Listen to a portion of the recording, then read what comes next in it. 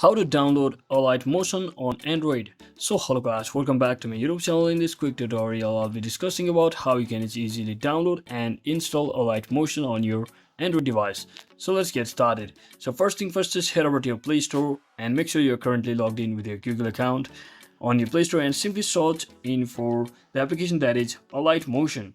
And once you search in for that, just tap on this first application which appears over here, and for your kind information, it has over 100 million plus downloads, so it's trusted.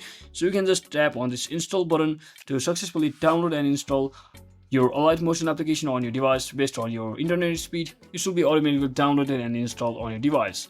So it is a professional motion design, animation, video editing, as well as visual effects application available for smartphones, tablets, as well as Mac devices. So it basically allows users to create motion graphics, animation, visual effects, and edit or videos, offering features such as like vector or bitmap support, masking, color adjustments, etc. So this app is free to use with a watermark and also offers paid membership options for premium features and the removal of the watermark. So that is it for today guys. Thanks for watching. Don't forget to like and subscribe. See you on the next one.